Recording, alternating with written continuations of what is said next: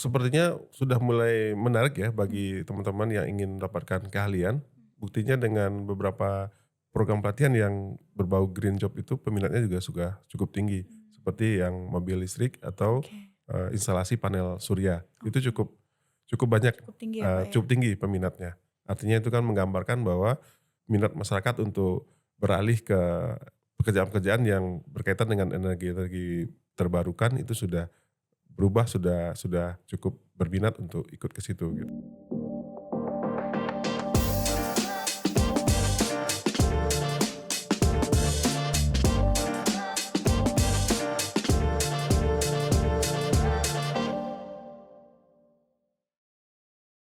Halo Sustainable Innovator, kembali lagi di podcast Green Job Talks edisi kedua. Sebelumnya selamat datang di Green Job Talks podcast, ruang diskusi dari inovasi muda, membahas tentang dunia kerja, keberlanjutan, dan pastinya transformasi industri melalui perspektif Green Jobs. Nah, pada Green Job Talks kesempatan yang kedua ini, kita akan membahas tentang peran pendidikan vokasi dalam pengembangan Green Jobs yang ada di Indonesia. Dan khususnya melalui pengalaman dan praktik langsung yang dilakukan oleh Balai Besar Pelatihan, Vokasi dan Produktivitas BPPF Bandung sebagai salah satu lembaga pelatihan vokasi strategis yang ada di Indonesia di bawah Kementerian Ketenagakerjaan Republik Indonesia. Nah, pada kesempatan ini kita sudah bersama dengan Bapak Andri Susila STMSI yang saat ini beliau menjabat sebagai PLT Kepala Balai Besar Pelatihan Vokasi dan Produktivitas atau BPPV Bandung. Terima kasih banyak, selamat siang Bapak. Selamat siang, Mbak. Terima kasih banyak Bapak sebelumnya Sama-sama. sudah berkenan menyempatkan waktu dan sharing ya Pak ya pada kesempatan podcast kedua kali ini. Nah, biasanya tak kenal maka tak sayang Bapak. Untuk kita bisa memulai sharing dan diskusi pada siang hari ini, pertama-tama barangkali Bapak bisa memperkenalkan diri terlebih dahulu dan karena di sini kita berbicara dengan sustainable innovator, Bapak bisa memberikan sharingnya terkait dengan perjalanan karir Bapak hingga saat ini menjadi PLT dari BPPVB Bandung. Diperkenankan Pak. Baik, terima kasih, Mbak. Assalamualaikum warahmatullahi wabarakatuh. Waalaikumsalam Selamat warahmatullahi siang, wabarakatuh. salam Selamat sejahtera siang. untuk kita semua. Baik, sebelumnya tadi sudah disebutkan nama saya. Saya perkenalkan diri, nama Andri Susila. Saya saat ini menjadi PLT Kepala Balai Besar Pelatihan Vokasi dan Produktivitas Bandung. Namun saya juga secara definitif menjabat sebagai Direktur Kelembagaan Pelatihan Vokasi Kementerian Ketenagakerjaan. Saya mulai karir sebagai instruktur sebenarnya di Balai Pelatihan, berawal dari Balai Besar Serang pada tahun 2005. Namun sebelumnya saya sudah sempat menekuni pekerjaan di sektor industri, di swasta. Kemudian sepanjang perjalanan karir sebelum menjabat sebagai PLT Kepala Balai Besar Bandung, saya sempat pada tahun 2021 sampai 2024 Kepala Balai Besar Pelatihan Vokasi dan Produktivitas di Medan, dan sebelumnya sebagai Kepala Balai Latihan Kerja di Samarinda. Namun di Bandung ini saya sebenarnya sudah pernah mengabdi ya, baik sebagai peserta pelatihan karena saya juga diklat dasar instrukturnya dulu di Balai Di Besar Bandung ya Bandung Pak ya? ini. Kemudian tahun 2018 sampai 2017 sampai 2018 saya sempat bertugas di balai ini sebagai kepala bidang penyelenggaraan pelatihan. Mungkin Oke. itu sekedar pengenalan baik dari sisi pengalaman dan yang lainnya. Siap. Terima kasih banyak Bapak, Ya, sangat menarik perjalanan karirnya yang tadinya berasal dari BPPV Bandung juga ya Pak ya, dulu menjadi ya, peserta instruktur, tapi saat ini juga bisa mengkoordinasikan secara keseluruhan apa yang menjadi aktivitas dari Balai Besar ini. ya, Baik, siap Pak. Dari pengalaman tersebut kita bisa menyimpulkan ya teman-teman semuanya ternyata perjalanan karir itu tidak bisa kita langsung mendapatkan satu yang luar biasa, tapi memang perlu waktu dan kita juga perlu untuk bisa men-scale up diri kita sendiri untuk bisa menjadi yang lebih baik. Oke, nah terima kasih Bapak sebelumnya sudah memperkenalkan diri dan menyampaikan tentang perjalanan karirnya. Karena tadi kita membahas juga tentang BPPVB Bandung dan tadi juga mungkin beberapa kesempatan Bapak juga menjadi kepala dari balai-balai yang ada di seluruh Indonesia. Mungkin boleh menceritakan juga Pak terkait dengan peran dari BPPVB Bandung dalam ekosistem pelatihan vokasi di Indonesia dan barangkali ini juga bisa disampaikan terkait dengan peran-peran balai besar yang ada di Indonesia itu seperti apa sih untuk pelatihan dan pendukungan pendidikan vokasi yang ada di Indonesia. Silakan Pak. Iya, di Kementerian Ketenagakerjaan khususnya di Direktorat Jenderal Pembinaan Pelatihan Vokasi dan Produktivitas itu terdapat 21 unit pelatihan yang terdiri dari balai besar dan balai pelatihan vokasi. Bandung ini sebagai salah satu balai besar di antara 6 balai besar merupakan perpanjangan tangan Kementerian Ketenagakerjaan khususnya di Jaminal Votas dalam menciptakan SDM-SDM untuk yang memberikan bekal kompetensi bagi SDM kita yang akan masuk ke dunia kerja, baik dunia industri maupun dunia usaha yang lainnya. Dan di Balai Besar Bandung ini tidak hanya menyelenggarakan pelatihan teknis, namun juga memberikan soft skill pada peserta pelatihan untuk menyiapkan tenaga kerja yang memiliki kompetensi yang sesuai dan memiliki daya saing dalam persaingan di dunia kerja Iya. tentunya. Gitu. Mengacu pada Permenaker tentang penyelenggaraan pelatihan yang berbasis kompetensi, yaitu Permenaker nomor 6 tahun 2025 sebagai acuan kita dalam menyelenggarakan pelatihan di balai-balai yang ada di Dijen Bina Votas ini. Itu dan khusus untuk balai-balai besar, ini kita memiliki beberapa kekhususan. Artinya balai-balai itu memiliki beberapa kejuruan yang bisa disebut Spesifik ya Pak. sebagai kejuruan unggulan. Oh, Seperti di Balai Besar Bandung ini, kejuruan unggulannya adalah di teknik manufaktur dan di kejuruan otomotif. Meskipun ada beberapa kejuruan yang tetap eksis ya sebagai supporting, sebagai eh, penyelenggaraan pelatihan bagi balai besar ini. Termasuk di balai-balai besar yang lain juga seperti itu. Mereka memiliki masing-masing kekhususan beberapa atau 2 biasanya kejuruan unggulan yang ada di balai-balai besar tersebut, di samping kejuruan-kejuruan atau program lain yang sifatnya supporting gitu. oke. Siap. Siap Pak. Terima kasih banyak tadi sudah disampaikan juga. Berarti pada intinya dari Kemenaker ini bisa memperluas banyak kompetensi dengan masing-masing keunggulannya tadi ya Pak ya. Iya. Nah, kalau kita melihat perkembangan dunia kerja juga beberapa banyak perubahan saat ini ya Pak ya. Tentu kebutuhan keterampilan tenaga kerja pun juga ikut berubah.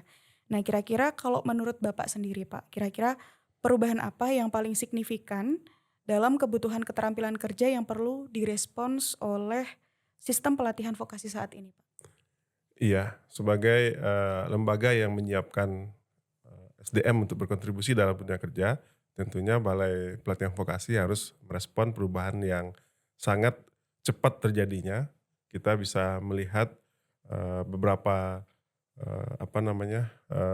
perubahan-perubahan yang terjadi baik dari sisi pekerjaan yang mungkin beberapa tahun belakangan kita bisa lihat ada tumbuh pekerjaan-pekerjaan baru, jenis-jenis Ya, pekerjaan baru, dan mungkin pekerjaan yang selama ini menjadi pekerjaan rutin kita sudah mulai berkurang dan mungkin tidak hilang ada, ya Pak? hilang. Sehingga balai-balai pelatihan vokasi harus merespon itu. Merespon perubahan-perubahan teknologi, perubahan-perubahan yang mengarah kepada digitalisasi, otomatisasi, pemanfaatan teknologi-teknologi informasi, internet, bahkan sekarang IoT, AI, ya. AI yang terlebih terbaru lagi yang Ya. segera membantu kepada pekerjaan kita yang akan menjadi beban kalau kita tidak menguasainya. Nah, BLK atau Balai-Balai Pelatihan Vokasi harus menyesuaikan program-program pelatihannya dengan memasukkan unsur-unsur tersebut. Caranya adalah tentunya merubah struktur kurikulum, program-program pelatihan yang ada yang bisa merespon perubahan-perubahan tersebut. Gitu. Siap, berarti kalau misalnya tadi tentang perubahan struktur, kurikulum dan lain sebagainya, apakah juga kebijakan turut ada pergeseran kebijakan atau refreshment atau perubahan Pak kira-kira? Iya, tentunya perubahan-perubahan yang kita lakukan harus diikuti dengan adanya perubahan kebijakan sebagai sumber atau dasar kita untuk Besar. melakukan perbaikan-perbaikan ataupun inovasi yang bisa bermanfaat bagi semua. Karena kalau itu tidak kita lakukan, tentunya kita tidak punya bahan yang cukup, Iya. referensi yang cukup untuk melakukan perbaikan ataupun perubahan atau penyesuaian-penyesuaian. Mmm, oke. Berarti cukup komprehensif juga ya, Pak, bukan hanya tentang pelaksanaan, kebijakan pun juga turut serta ada perubahan dan pastinya, kalau dari perubahan-perubahan tersebut kan juga sisi sistem di masing-masing BLK juga ada perubahan ya, Pak, ya? Iya, eee, kita dengan kebijakan baru dari Pak Menteri Mmm, tentunya sudah melakukan beberapa transformasi ya. iya. Kita melakukan transformasi sesuai dengan arahan dari kementerian bahwa di sisi balai, tentunya kita melakukan transformasi di balai-balai pelatihan. Kita untuk memenuhi kebutuhan di pasar Industri ya, Pak? industri baik lokal maupun luar negeri. Kebutuhan-kebutuhan yang mengarah pada mungkin pekerjaan-pekerjaan baru ya, green job, smart, yang berbau-bau smart. Nah, sehingga pelatihan yang ada di kita pun sudah kita sesuaikan. Bahkan, pelatihan yang kita lakukan pun sudah berbasis, project misalnya, project based learning, PBL, kemudian mereka dibekali pelatihan, kemudian on job training, dan membuat, semacam project untuk membantu dunia usaha maupun dunia industri yang terkait dengan program-program pelatihan dan kompetensi yang mereka miliki, Mhm. seperti Siap, itu. Pak. Mungkin ini, saya tadi sempat terfikirkan, dengan perubahan yang cukup banyak dan era industri yang cukup berkembang, salah satunya tadi tentang green jobs gitu ya, Pak, ya. Nah, kalau dari sisi kebijakan dari Kementerian Tenaga Kerja melihat green jobs ini, apa yang menjadi salah satu kebijakan yang untuk bisa mungkin percepatan dalam upaya, penciptaan green jobs atau pelatihan-pelatihan yang mendukung penciptaan green talent di dalamnya, Pak, untuk green jobs ini sendiri? Iya, dengan adanya, perubahan-perubahan di kita, terutama di balai seperti tadi yang saya sampaikan, ada yang transformasi di pusat pelatihan yang sudah untuk memenuhi kebutuhan itu tadi, dan kemudian kita juga ada pembentukan namanya di sini Talent and Innovation Hub. Oh, Nah ini tentunya akan, dimanfaatkan oleh masyarakat seluas-luasnya mmm, untuk bisa mengakomodir perubahan-perubahan yang sedemikian cepat di luar, karena tentunya kami sebagai pengelola pelatihan, lembaga pelatihan memiliki keterbatasan kalau tidak membuka diri keluar. betul. Nah, sehingga dengan keterlibatan, praktisi dan akademisi dan industri yang secara luas terlibat di dalam, penyiapan tenaga kerja yang sesuai dengan yang dibutuhkan oleh industri, tentunya ini akan semakin baik dan semakin siap untuk kita lakukan, perbaikan-perbaikan dan inovasi-inovasi. Nah, di sini juga kami memiliki salah satu, forum, yaitu forum, komunikasi industri dan lembaga pelatihan dan industri. Jadi kita punya FKLPI, Forum Komunikasi Lembaga Pelatihan dan Industri. Oh, Kita berharap sebenarnya kemampuan, teman-teman yang ada di FKLPI ini, karena keterlibatan industri sudah sedemikian dalam di situ, pengelola dan pengurus dari FKLPI ini sebagian besar adalah teman-teman dari industri, industri. praktisi di Jadi a industri. satunya ya, Pak, ya? Iya, sehingga informasi yang kita dapat itu bisa sangat, Relevan. relevan dengan kebutuhan mereka. Nah, kita melakukan perubahan, perbaikan, tentunya dasarnya sudah dari sumber sumber aslinya. Oke. Sehingga, program pelatihan, kemudian kurikulum yang kita susun, Mhm. itu sudah sangat mengacu kepada kebutuhan yang ada Industri. di dunia industri maupun di dunia usaha. Oke.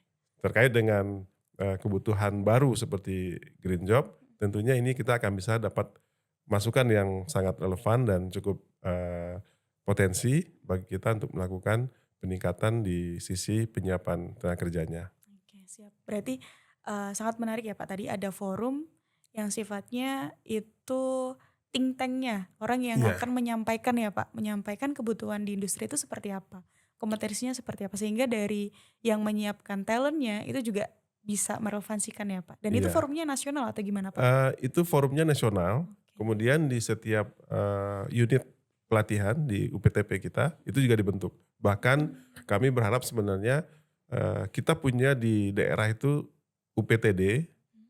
kemudian punya LPK milik swasta, Kemudian ada juga namanya Balai Latihan Kerja Komunitas. Oh, Kita berharap di lokasi-lokasi yang tidak ada balai UPTP, tidak ada BBPV atau BPV di situ, itu bisa dengan bekerjasama dengan LPK swasta atau dengan BLKK. Sehingga forum oke, itu tetap bisa terbentuk, terbentuk ya. terutama untuk daerah-daerah yang memang memiliki potensial industri cukup besar ya. Keterlibatan industrinya bisa apa namanya ya, keterlibatan industri yang sangat banyak bisa mengambil peran untuk penyiapan SDM. Oke. Pak, ini saya sedikit kepo sekali Pak tentang struktur BLK dan kaitannya pasti dengan forum itu tadi. Kalau dari BLK itu sendiri atau balai, apakah itu berdasarkan provinsi, kabupaten, atau kota atau kira-kira bagaimana Pak kalau semacamnya itu? Kalau balai latihan kerja atau balai pelatihan vokasi, itu sebenarnya strukturnya ada 3. Mmm, Satu milik pemerintah pusat, oke, itu yang disebut BBPV atau BPVP. oke. Kemudian ada balai, pelatihan di tingkat provinsi. Mmm, Kita sebutnya BLK UPTD mmm, provinsi. Kemudian ada balai latihan kerja di pemerintah kabupaten kota. Itu kita sebut BLK UPTD, kabupaten atau kota. Nah, kita sebagai, di unit pelaksana teknis Kementerian Ketenagakerjaan itu belum berada di seluruh provinsi. Kita baru ada di 21 provinsi.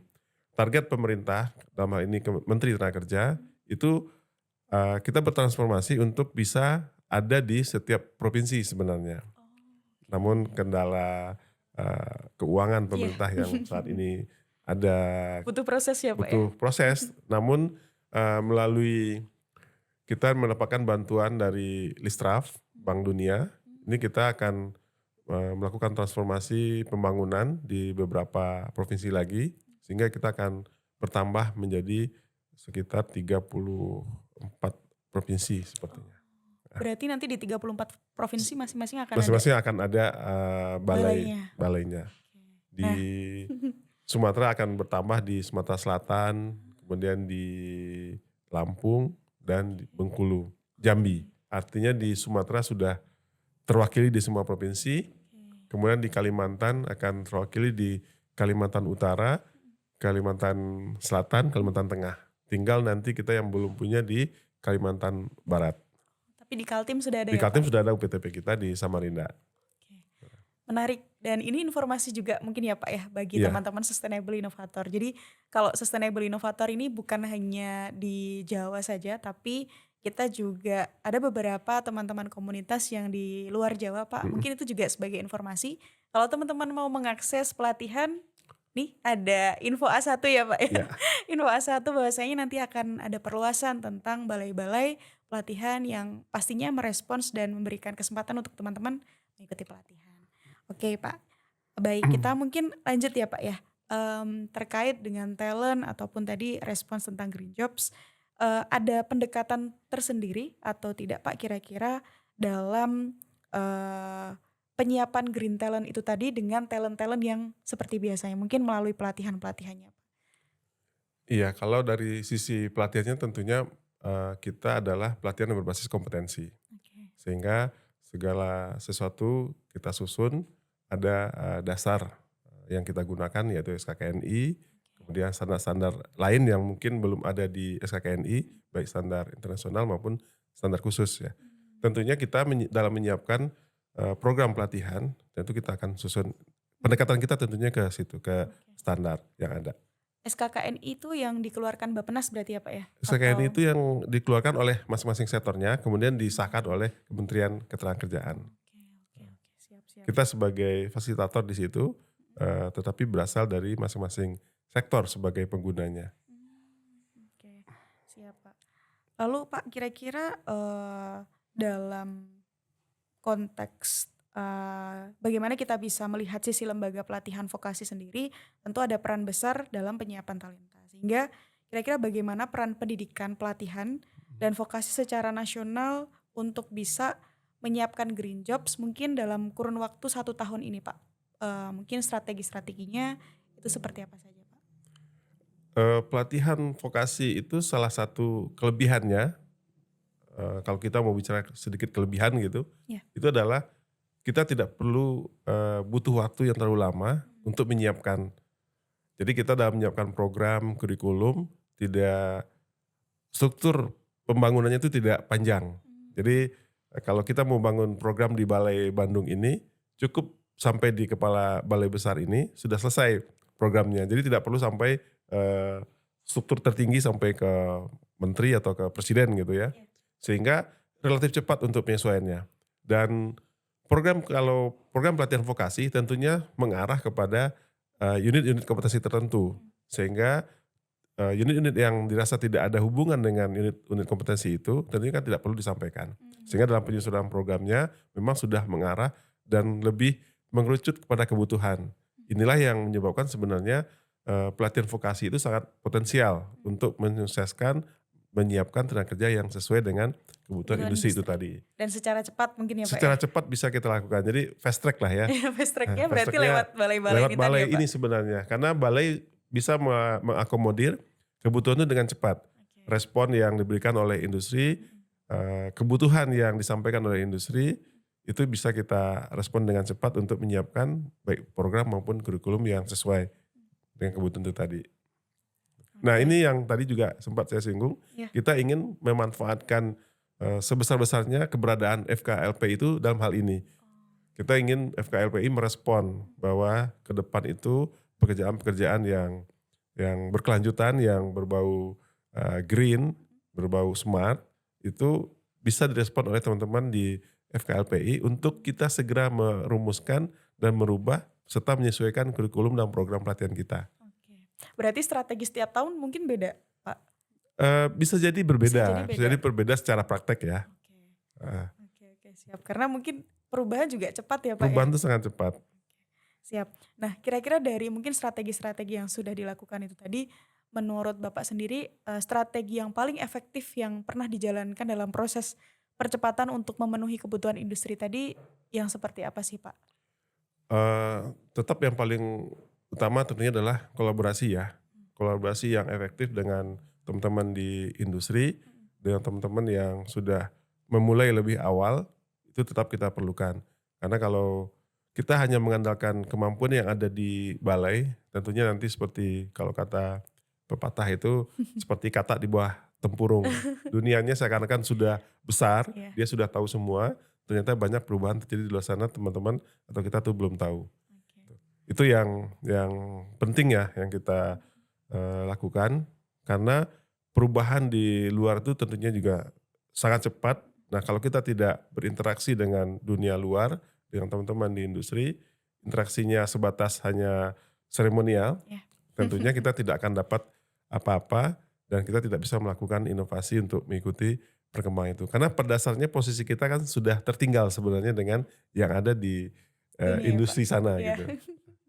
Oke, siap. Nah kalau tadi strategi yang efektif sudah disampaikan, pastinya dalam implementasinya banyak tantangan ya Pak ya. Nah kira-kira tantangan apa sih Pak yang sekiranya dihadapi oleh lembaga pelatihan vokasi untuk bisa, ya tadi ada mandat mungkin percepatan, menyiapkan kebutuhan industri, dan tadi perubahan-perubahan yang ada, tantangan yang paling sangat melekat dan mungkin bisa di-share juga ke teman-teman Pak? Seperti yang pernyataan sebelumnya, bahwa kita itu sebenarnya sudah berada di belakang, artinya dari sisi infrastruktur, dari sisi prasarana dan sarananya, kita sebenarnya berada di tertinggal, sehingga itu kita harus mengejar ketertinggalan itu. Nah kalau kita tidak, tadi yang kolaborasi yang kita lakukan tidak efektif dan tidak maksimal, tentunya kita tetap akan tertinggal. Teman-teman instruktur sebagai ujung tombak untuk mentransfer ilmu atau skill kepada calon-calon tenaga kerja, tentunya kan akan terlambat juga. Sehingga untuk itu adalah tantangan terberat kita di saat kita harus menyiapkan segalanya. Kita juga dihadapi dengan program-program efisiensi dari sisi penganggaran. Nah ini kita harus pintar-pintar mencari celah untuk bisa memanfaatkan apa-apa yang ada di sekitar kita. Ya salah satunya kolaborasi itu tadi untuk mendapatkan menutup kekurangan-kekurangan yang ada di kita. Seperti teman-teman instruktur mungkin masih tertinggal dari sisi pengetahuan atau keterampilan yang dimiliki, Sehingga kita harus segera mengirim teman-teman ke industri terkait untuk meningkatkan atau mengupgrade skillnya teman-teman Oke. instruktur. Sehingga kekurangan gap skill yang ada antara saat ini dan Ya. kebutuhan ke depan setidaknya bisa dipenuhi dengan mengupgrade, mengirimkan teman-teman instruktur untuk belajar atau berlatih langsung di industri yang sesuai. Kemudian kita juga secara bertahap tentunya akan menyiapkan sarana-sarana pendukung untuk pelatihannya. Sehingga kalau itu sudah bisa terpenuhi, tentunya kita bisa menyelaraskan dengan kebutuhan di industri, terutama untuk yang sifatnya adalah green job atau yang pekerjaan berkelanjutan yang sifatnya benar-benar baru. Siap, Pak. Berarti salah satu yang menjadi tantangan adalah kita menyediakan pelatihan, tapi input instruktur pun juga kita perlu upgrade ya, Pak ya. Instruktur kita perlu upgrade, peralatan kita perlu upgrade Penuhi. juga, kita perlu perbarui Ya. juga, meskipun kita sudah ada mungkin berbeda. Karena kita tahu siapa yang bisa meramalkan seperti contoh Ya. dari sisi fotografi, Ya. kamera digital tanpa Ya. ada film lagi. Betul. Saat dulu kita tiba-tiba langsung berubah menjadi kamera digital tanpa perlu pergi ke tempat foto studio lagi untuk nyetak. Kita bisa cetak sendiri langsung dari laptop kita. Nah itu kan cepat hilangnya. Nah kecepatan teman-teman di sisi penyiapan tenaga kerja kan tidak secepat itu juga. Ya. Teman-teman mungkin baru tahu, oh ada yang baru. Kalau informasi itu tidak sampai ke teman-teman instruktur, ke pengelola lembaga pelatihan, tentunya kita akan tertinggal. Kita harus membaca situasi sedemikian rupa dengan cepat, dengan membuka wawasan secara lebih luas lagi, bahwa kita ini belum ada apa-apanya kalau kita dihadapkan dengan dunia luar. Sehingga kita harus benar-benar mengupgrade diri semuanya lah, baik pengelola maupun instrukturnya, baik dari sisi brandware-nya, software-nya, hardware-nya, harus semuanya di-upgrade. Kalau Segala tidak, sesuatunya ya, Pak ya berarti. kalau tidak kita akan terjerumus, kita akan terus. tertinggal jauh. Oke, siap. Berarti kalau misalnya untuk dari sisi instrukturnya sendiri, Pak, pola upgrading yang dilakukan selain dari terjun ke industri, untuk regenerasinya juga menjadi PR ya, Pak ya? Itu kira-kira gimana, Pak? Untuk menciptakan generasi-generasi berikutnya, ya kita harus banyak-banyak melakukan program-program pendidikan lagi untuk teman-teman instruktur yang sudah, kemudian penciptaan instruktur baru juga jangan sampai nanti yang pensiun tidak tergantikan. Betul. Ini juga permasalahan tersendiri buat Iya. kita, karena jarak waktunya kan tidak terlalu panjang ya. Nanti kalau tidak ada regenerasi, baik dari sisi fisik instrukturnya maupun dari sisi pengetahuan instrukturnya, semuanya harus disiapkan penyambungannya ya. Regenerasinya harus disiapkan. Kapan orangnya yang diganti, kapan ilmunya yang ditambah. Betul. Jadi harus jeli pengelola lembaga pelatihan untuk melihat situasi-situasi seperti itu. Iya Pak ya, sangat tergambar. Ketika kita menjadi lembaga yang menciptakan SDM yang kualitas, maka yang ada di lembaga tersebut juga perlu upgrade terlebih dahulu, dan upgrade-nya pun juga harus sangat menyesuaikan. Dan itu cukup jadi challenge ya Pak ya pastinya. Iya, sangat. Seperti di balai kita ini. Balai kita ini dulu programnya adalah program otomotif. Mungkin dulu banyak di sini peralatan-peralatan yang mendukung otomotif seperti mobil masih konvensional. Tiba-tiba industri itu berkembang cepat. Saat ini orang tidak lagi bicara mobil ya dengan sistem non konvensional, tapi sudah mobil listrik.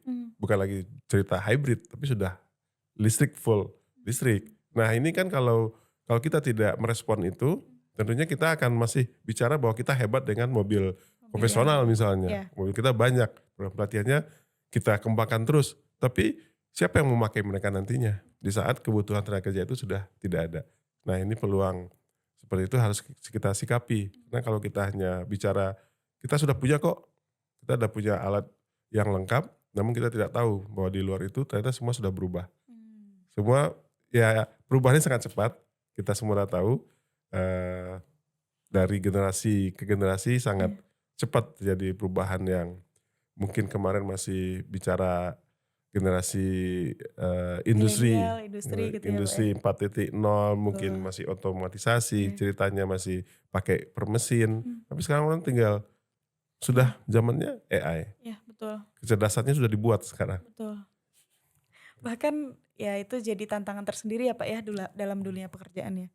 Dan mungkin ini Pak, terkait dengan tadi sudah menceritakan dari sisi awal tentang bagaimana kebijakan, bagaimana kita perlu menyesuaikan sampai ke tantangan dan terakhir Pak, ini pertanyaan terakhir yang mungkin dititipkan dalam kegiatan sharing ini, terkait dengan praktik baik atau inisiatif yang sudah dijalankan, dari sisi pengembangan pelatihan vokasi, concern untuk penciptaan green jobs. Mungkin dari sisi pelatihannya, tadi kan sudah disampaikan juga beberapa contoh, tapi mungkin bisa di-share juga Pak, di-share kembali tentang pelatihan apa sih yang memang ditujukan untuk percepatan green jobs ini sendiri dan merespons kebutuhan pasar yang sekarang mungkin pasar pekerjaan, pasar industri mereka sudah dimandatorikan untuk bisa mengimplementasikan environment, social and governance. Salah satunya adalah bagaimana, eee, menjalankan aktivitas bisnis yang berkelanjutan tadi. Mungkin boleh di-share?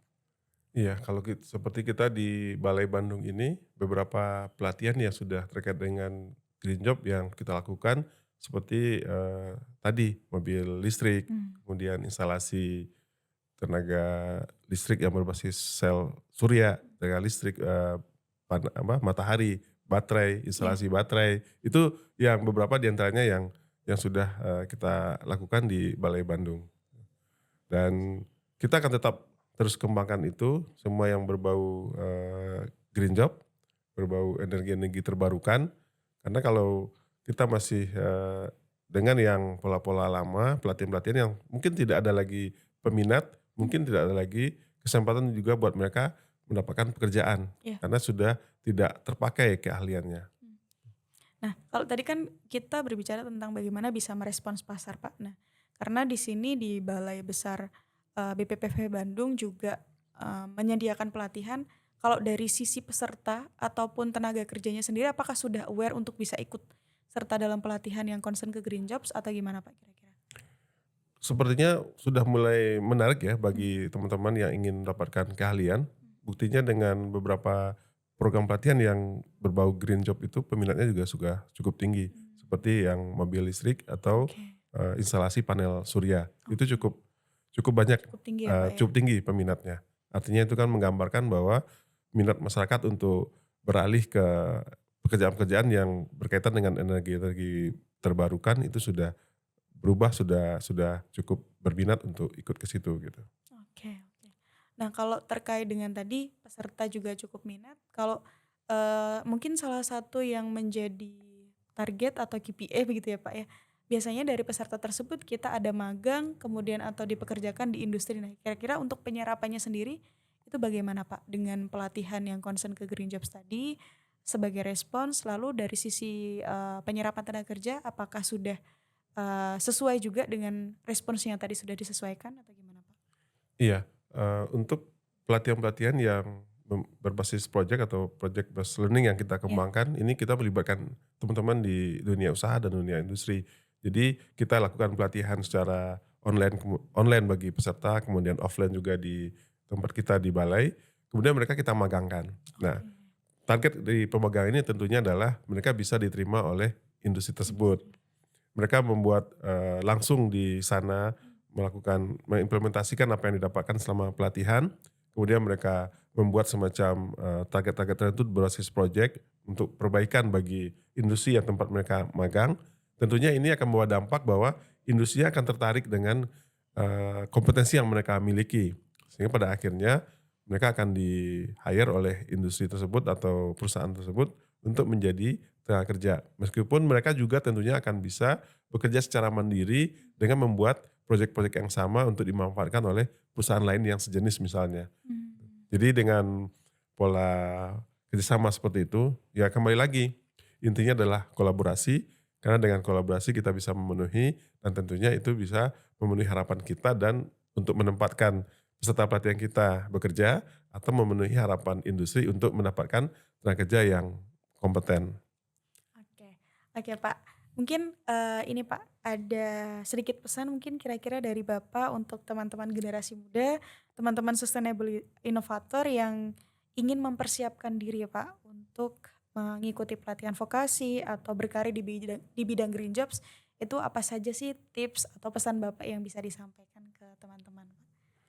Iya, tadi kita sempat sempat bahas ya Mbak, Ya, bahwa, permasalahan lingkungan ya, yang diakibatkan oleh, sampah-sampah plastik, sampah-sampah yang tidak bisa diurai oleh alam secara langsung, itu kan sebenarnya merupakan suatu peluang ya, potensi bagi teman-teman generasi muda untuk meningkatkan keterampilannya dan membuat inovasi-inovasi baru untuk bisa antisipasi perubahan-perubahan zaman. Nah, melalui pelatihan yang ada di balai ini, kita berharap generasi-generasi muda memiliki keterampilan yang cukup untuk membuat suatu macam, inovasi-inovasi baru untuk menciptakan lapangan-lapangan kerja mereka sendiri. Karena peluang itu sangat terbuka betul. lebar buat mereka.